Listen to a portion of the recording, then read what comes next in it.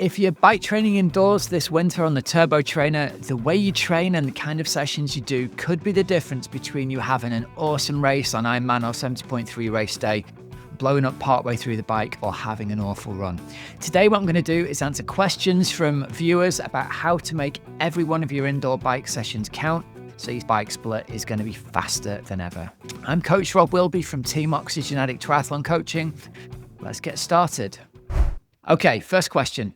Is there an advantage to using the same bike on the turbo inside as I ride outside, or is it fine to have a separate indoor bike?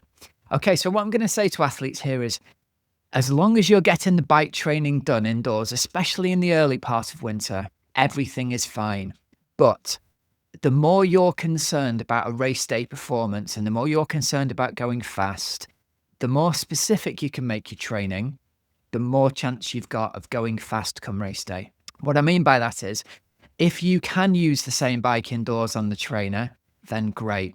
Now, that's not to say you shouldn't go to a bike spin class at your local gym. It's not to say that you shouldn't use a watt bike or any kind of exercise bike indoors, because any kind of training that you get done is much better than no training.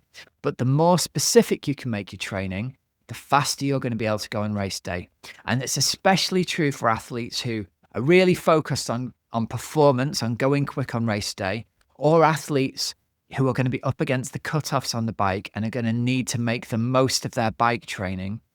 If you can get yourself indoors and train on the bike you're going to be racing on, in the position you're going to be racing in, the more specific that is, the better, and the better chance you've got of turning out that better performance on race day.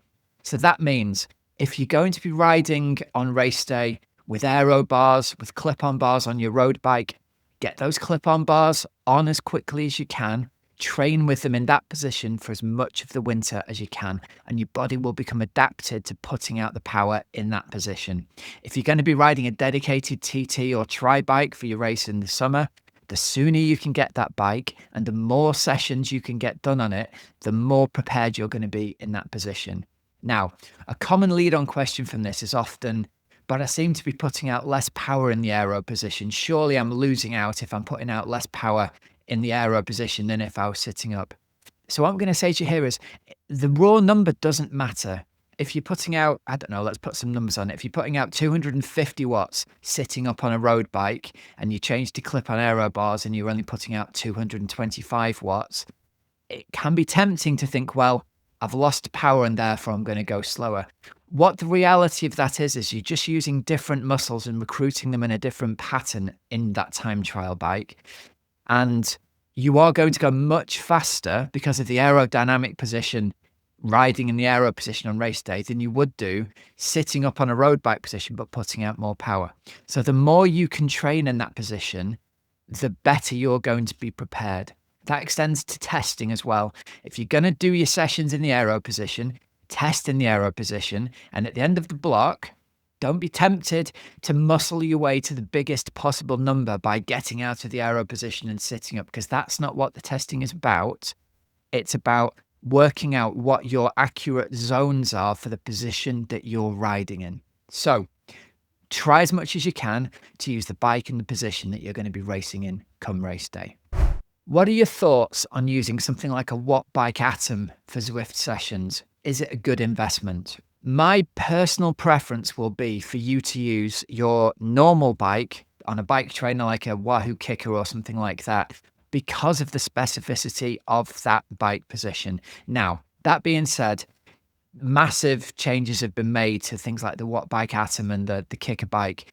You can get to the point now where you can really accurately replicate your position on those bikes that you would on your normal bike. And that's the thing to do. If you're going to invest in something like a watt bike Atom, that's great, but you're going to have to take the time to make sure that the measurements are exactly the same as they would be on the bike you're going to be riding on race day. So typically that means obviously getting the saddle height correct, but getting the saddle fore and aft correct, so relative to the bottom bracket, getting the handlebar height from the ground correct, getting the handlebar fore and aft relative to your saddle, and getting the position of the aero bar extensions on those bikes. So as long as you can make those measurements the same, Absolutely. The watt bike Atom or the kicker bike, fantastic investment. And it means obviously you've got something there. Looks like a quality piece of kit in the corner of your home gym or the corner of your spare bedroom.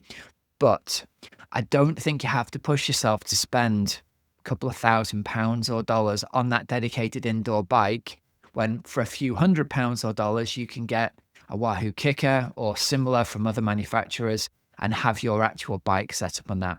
The trade-off is if you're going to be going outside to ride sometimes during the week, there can be that natural tendency to think basically whatever gets you to do more training, I think is better. Sometimes I think there's a natural inertia. If your outdoor bike is set up indoors on the trainer and you have to take it off and put the wheel and carry it downstairs, that can get in the way of some people's training. So whatever you can do to get yourself out of the door more often or get your training done more often, you don't even need to get out of the door. That's going to be the thing that gets you to race day in the best possible shape.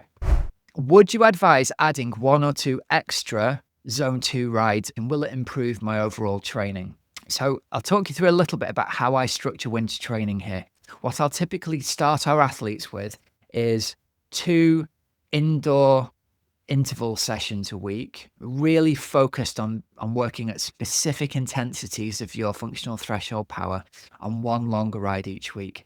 Those 3 rides, I'm going to say for most athletes who are working age groupers with families and jobs, if you're trying to balance triathlon training, you have to balance the training of the 3 sports plus flexibility and strength and conditioning.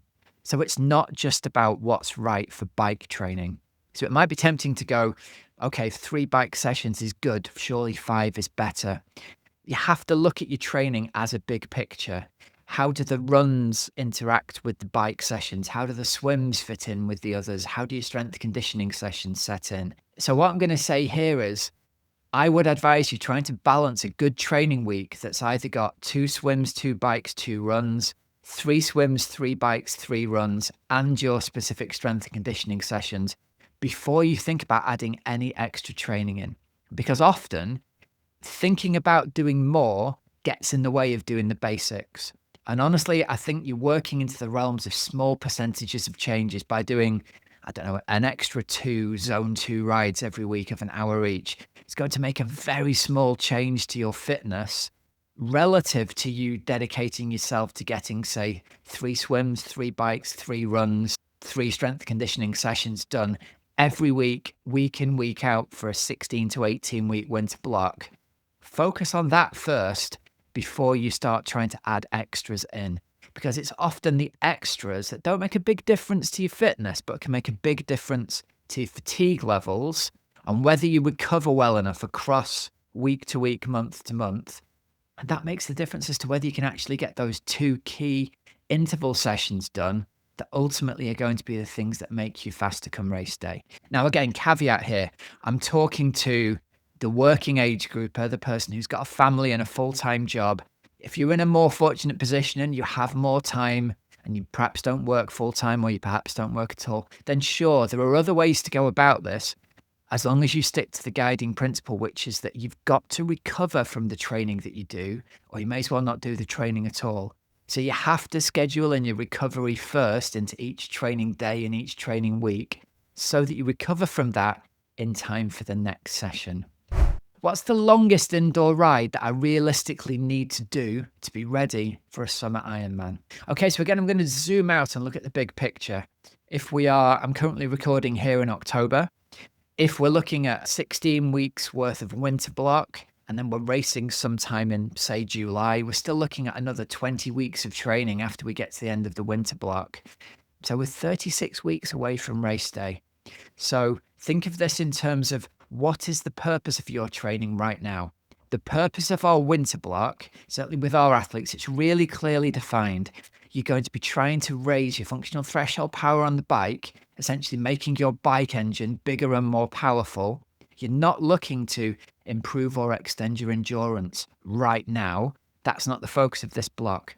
That's going to be the focus of the block leading up to race day, the 16 to 20 weeks leading up to race day. And that's when it's going to be most specific for you to be doing longer and more endurance focused rides because you're getting closer to race day. Right now is the time to be focusing on increasing the engine size. So as you get into spring, you're going to be going faster outdoors for the same kind of effort. We can make your bike engine bigger. So the longest ride I get our athletes to do during the winter block is about 3 hours. And I won't have them do that every week. I will say, if you get the opportunity to go outside and do an outdoor ride and you get the break in the weather and it's realistic, then fine, get yourself outdoors and ride up to 3 hours. But you don't need to be doing longer than that this time of year.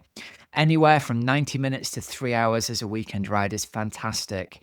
And honestly, if you get a 90-minute ride done every weekend across the winter block, in addition to your 2 key bike sessions, you're going to be in a fantastic place come next springtime. In the UK, you might get a weather window. It might be dry and bright and not freezing cold, and you might get a chance to go out for a longer ride. Who knows, once every 2 weeks, once every month, something like that. If you're living in Minnesota, it might be that you barely get a chance to ride your bike outside at all through all of the 16 to 18 weeks of winter.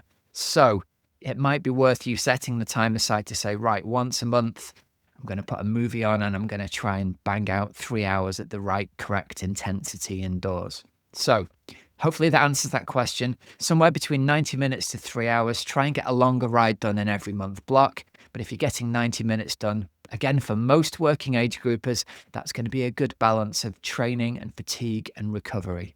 Should I use erg mode or free ride mode on my trainer for my best training results?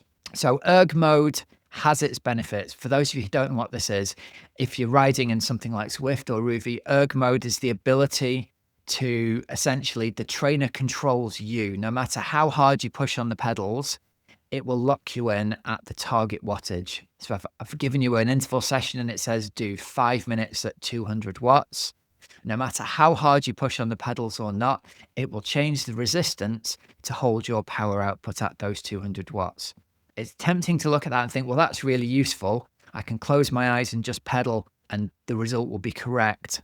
However, I'm a much, much bigger fan of you learning the skill of putting out the power that you're aiming for rather than the machine deciding it for you. Because on race day, you're going to have to be in charge of putting out the correct level of power. And there's a certain skill to reading your Garmin, the different numbers that you've got on the screen in front of you, to hold the power at about the level that you want it at. So if you've spent 16 weeks simply with your eyes closed and pushing whatever the trainer asks of you, you haven't developed those skills. Obviously, you can't do that outdoors. And the more specific we can make your training to what race day is going to be like, the better for your overall race day. So I'd advise you to not use erg mode if you possibly can avoid using it, and to use free ride mode and to get practiced at controlling the wattage so you're getting somewhere around the percentage of FTP that you want to be aiming for on the bike. I hope those questions have helped you out this week. If you have, please leave a comment down below if you've got any questions. Again, I'm happy to answer those. And I hope you have a really productive winter training block on your bike so that as you come into Ironman or 70.3 next year, you're in a fantastic shape to have a really good race.